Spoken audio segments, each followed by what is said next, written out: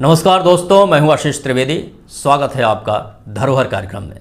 दोस्तों, धरोहर के अंतर्गत आज मैं आपको एक ऐसे शायर से मिलवाने जा रहा हूं जिसने शायरी और ज़िंदगी के बीच की दूरी को पाट दिया, जिसके लिए शायरी का मतलब आम आदमी की आवाज़, आम आदमी की ताकत, जिसके लिए शायरी का मतलब कि एक आम आदमी खड़ा होकर के तन करके इस व्यवस्था से सवाल कर सके कि 100 में 70 आदमी फ़िलहाल जब नाशाद है, दिल पर रखकर हाथ कहिए देश क्या आज़ाद है।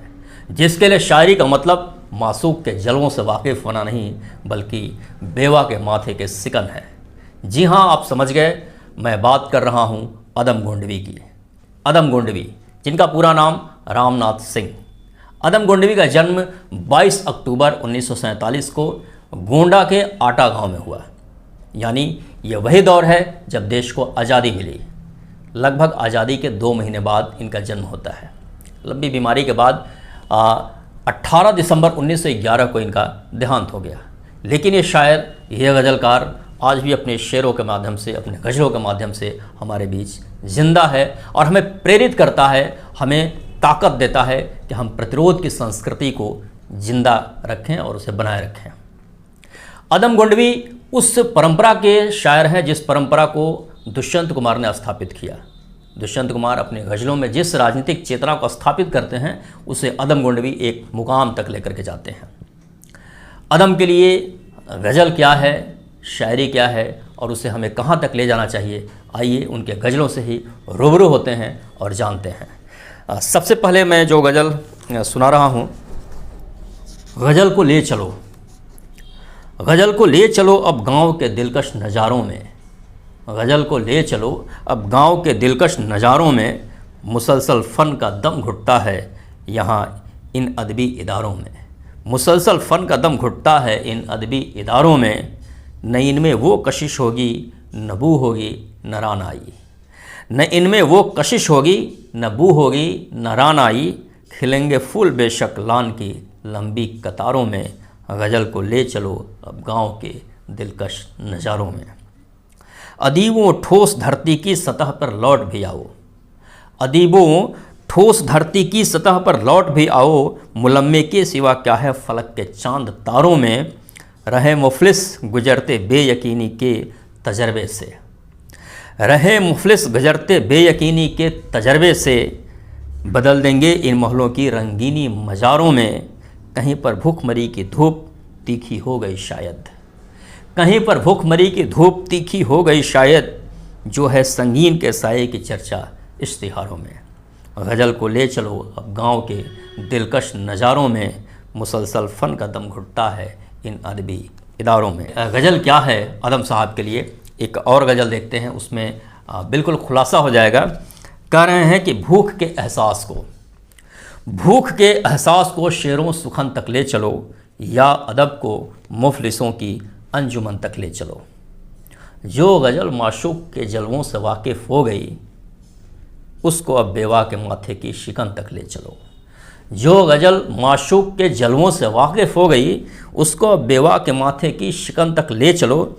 मुझको नज़्म ज़ब्त की तालीम देना बाद में, पहले अपने रहबरी को आचरण तक ले चलो। खुद को ज़ख्मी कर रहे हैं गैर के धोखे में लोग। खुद को ज़ख्मी कर रहे हैं गैर के धोखे में लोग। इस शहर को रोशनी के बाँक मन तक ले चलो। भूख के एहसास को शेरों सुखन तक ले चलो, या अदब को मुफलिसों की अंजुमन तक ले चलो। दोस्तों, अदम साहब बिल्कुल सीधे शब्दों में, सीधे सपाट शब्दों में अपनी बात रखते हैं और जो हकीकत है, ज़मीनी हकीकत है, उसको अपने गज़लों में बयान करते हैं। आज भी जिस तरीके से टीवी के माध्यम से, अखबार के माध्यम से या अन्य माध्यमों से जो प्रचार किया जाता है कि अच्छे दिन आ गए, पूरा बदलाव हो गया, समाज बदल रहा है, देश विकसित हो रहा है, उस पूरी परिस्थिति पर जो गांव की स्थिति है, जो गांव की हकीकत है, उसको बयान करती है अदम की ये गज़ल। गांव का मौसम गुलाबी है। कहते हैं वो कि तुम्हारी फाइलों में गांव का मौसम गुलाबी है। तुम्हारी फाइलों में गांव का मौसम गुलाबी है, मगर ये आंकड़े झूठे हैं, ये दावा किताबी है। उधर जमहूरियत की ढोल पीटे जा रहे हैं वो, इधर पर्दे के पीछे बर्बरियत है, नवाबी है। लगी है होड़ सी देखो अमीरी और गरीबी में। लगी है होड़ सी देखो अमीरी और गरीबी में, ये पूंजीवाद के ढांचे की बुनियादी खराबी है। तुम्हारी मेज चांदी की तुम्हारे जाम सोने के, तुम्हारी मेज चांदी की तुम्हारे जाम सोने के, यहाँ जुम्मन के घर में आज भी फूटी रकाबी है। तुम्हारी फाइलों में गांव का मौसम गुलाबी है, मगर ये आंकड़े झूठे हैं, ये दावा किताबी है। ये हिम्मत, ये ताकत अदम साहब के गज़लों में है, जो अपनी बात को सीधे सीधे रख रहे हैं। आज जब कहते हैं हम कि देश की स्थिति बदल गई है, प्रदेश की स्थिति बदल गई है, सब कुछ ठीक चल रहा है, हम राम राज्य की बात करते हैं, तो अदम साहब कहते हैं कि वो राम राज्य है कहाँ, कहाँ बदलाव हुआ, कहाँ है वो राम राज्य। और सीधे सीधे कहते हैं कि काजू भुने प्लेट में विस्की गिलास में, काजू भुने प्लेट में विस्की गिलास में उतरा है रामराज विधायक निवास में। कहाँ है वो रामराज? तो विधायक निवास में है। पक्के समाजवादी हैं तस्कर हो या डकैत, पक्के समाजवादी हैं तस्कर हो या डकैत, इतना असर है खादी के उजले लिबासों में। आज़ादी का ये जश्न मनाएं वो किस तरह, आज़ादी का ये जश्न मनाएं वो किस तरह, जो आ गए फुटपाथ पर घर की तलाश में। पैसे से आप चाहें तो सरकार गिरा दें, जो हकीकत हम लोग देखते हैं।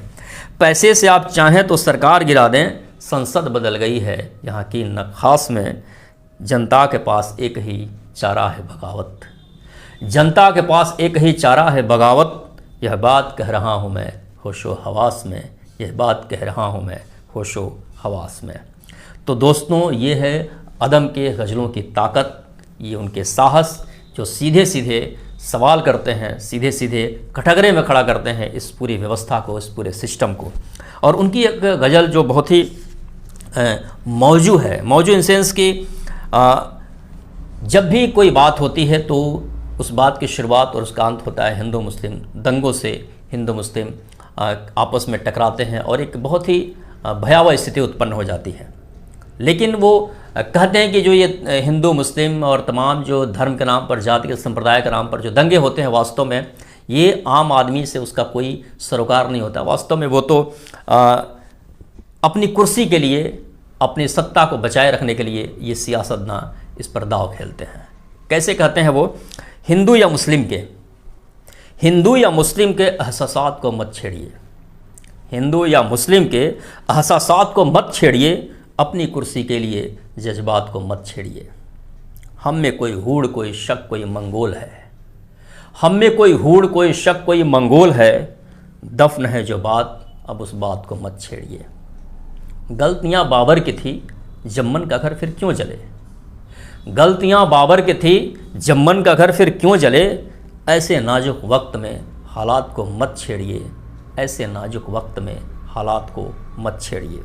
है कहाँ हिटलर हलाकू जार या चंगेज खां, है कहाँ हिटलर हलाकू जार या चंगेज खां, मिट गए सब कौम की औकात को मत छेड़िए। छेड़िए एक जंग मिलजुल कर गरीबी के खिलाफ। अदम साहब कहते हैं कि अगर वास्तव में कोई जंग छेड़नी है तो गरीबी के खिलाफ छेड़िए। कह रहे हैं कि छेड़िए एक जंग मिलजुल कर गरीबी के खिलाफ, दोस्त मेरे मजहबी नगमात को मत छेड़िए, दोस्त मेरे मजहबी नगमात को मत छेड़िए। हिंदू या मुस्लिम के एहसासात को मत छेड़िए, अपनी कुर्सी के लिए जज्बात को मत छेड़िए। तो दोस्तों, ये रही कुछ गज़लें अदम साहब की। अब मैं आपको उनकी एक नज़्म सुनाने जा रहा हूँ।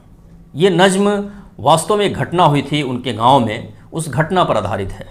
कुछ बड़ी जात के लोगों ने एक दलित महिला के साथ बलात्कार किया और उस पूरे कुनबे को, जिस कुनबे से वो आती थी महिला, उस कुनबे को जला दिया गया, उनके घरों को जला दिया गया।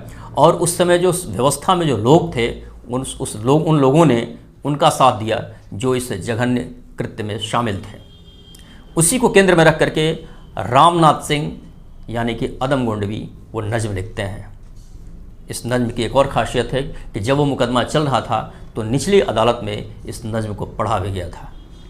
आइए सुनते हैं उनकी यह मशहूर नज़्म जिसका शीर्षक है चमारों की गली। आइए सुनते हैं।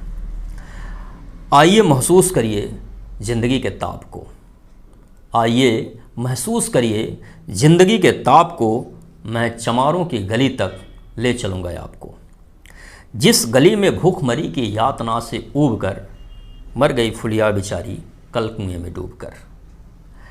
है सधी सिर पर बिनौली कंडियों की टोकरी, आ रही है सामने से हर खुआ की छोकरी। चल रही है छंद के आयाम को देती दिशा, मैं इसे कहता हूँ सरयू पार की मोनालिसा। कैसी अभयभीत है हिरनी सी घबराई हुई, लग रहा जैसे कली बेला की कुमलाई हुई। कल को ये वाचाल थी पर आज कैसी मौन है, जानते हो इसकी खामोशी का कारण कौन है। थे यही सावन के दिन हरखो गया था हाट को, सो रही बूढ़ी ओसारे में बिछाए खाट को। डूबते सूरज की किरणें खेलती थी रेत से, घास का गट्ठर लिए वह आ रही थी खेत से। आ रही थी वह चली खोई हुई जज्बात में, क्या पता उसको कि कोई भेड़िया है घात में।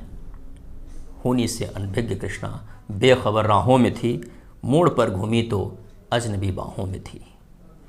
चीख निकले भी तो होठों में ही घुट के रह गई, छटपटाई पहले फिर ढीली पड़ी फिर ढह गई।